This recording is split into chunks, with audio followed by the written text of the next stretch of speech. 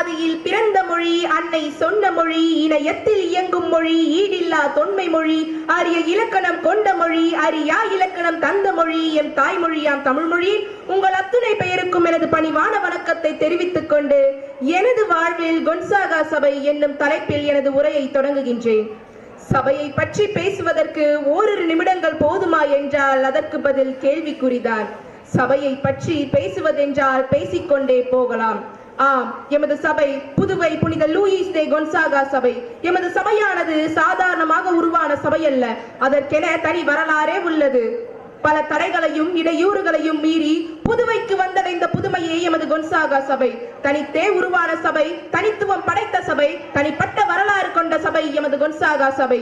ஆம், கிபி 1775 ஆண்டு அருட்தந்தை மைக்கேல் அன்சால்டோ அவர்களால் தொடங்கப்பட்டதே எமது கொன்சாகா சபை.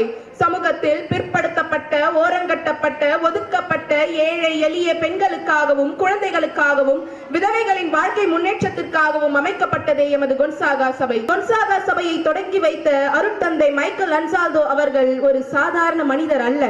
அவர் அரச குலத்தில் பிறந்து தனது குடும்பத்தின் எதிர்ப்பையும் மீறி இயேசுவை பற்றிய மறையுரையை வழங்குவதற்காக ஐரோப்பாவிலிருந்து இந்தியாவிற்கு கடற்வழியாக பயணம் செய்து வந்தார். அப்பொழுது அவருக்கு தெரியாது, அவருக்காக கடலில் கடற்புயலும் கடல் சீற்றமும் பெரும் மழையும் காத்து கொண்டிருக்கிறது என்று. தான் இறக்கும் தருவாயில் தன் கையில் வைத்திருந்த தூய ஞான பிரகாசியார், அதாவது தற்போது கொன்சாகா என்று அழைக்கப்படும் தூய ஞான பிரகாசியாரின் திருவுடலை பார்த்து அவர் வேண்டிக் கொண்டது என்னவென்றால், நான் நலமுற ஊர் போய் சேர்ந்தால் உமது பெயரில் ஒரு சபையை ஆரம்பித்து அதில் பணிபுரிவேன் என்று வேண்டிக் கொண்டார். அவரது வேண்டுதலுக்கு இணங்க அவரும் உயிர் பிழைத்து சபையை தொடங்கி அந்த சபை ஒரு ஆதரவற்ற இல்லமாக தொடங்கப்பட்டது. தற்போது அதுவே பிரான்சிஸ்கோவின் புனித கொன்சாகா சபையாக உயர்த்தப்பட்டுள்ளது. ஆம், அன்று 1775 ஆண்டு மைக்கேல் அன்சால்டோ என்ற தனி ஒரு மனிதனால் வித்திடப்பட்ட அந்த ஆதரவற்றோர் இல்லம்தான் இன்று 2025 ஏறக்குறைய 250 ஆண்டுகளை கடந்து கொன்சாகா சபையாக தவழ்ந்து நிற்கின்றது என்றால் அதற்கு காரணம் எமது சபையின் அருட்தந்தையரும் அருட்சகோதரிகளுமே. அவர்கள் ஆற்றிய பணிகள் ஒன்றா இரண்டா எண்ணில் அடங்காதவை.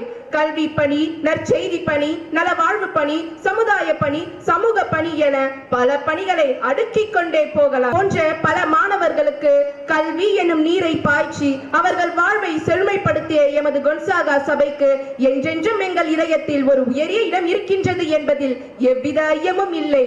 இத்தகைய உயர்ந்த வரலாறையும் உணர்வுகளையும் கொண்ட எமது கொன்சாகா சபையில் நான் கல்வி பயில்கிறேன் என்பதில் பெருமிதத்தோடு கூறுகிறேன் என்று எனக்கு முற்றுப்புள்ளி வைக்க மனமில்லாமல் தொடர்புள்ளிகளை வைத்து வாய்ப்பளித்த அனைவருக்கும் நன்றி கூறி விடைபெறுகிறேன். நன்றி, வணக்கம்.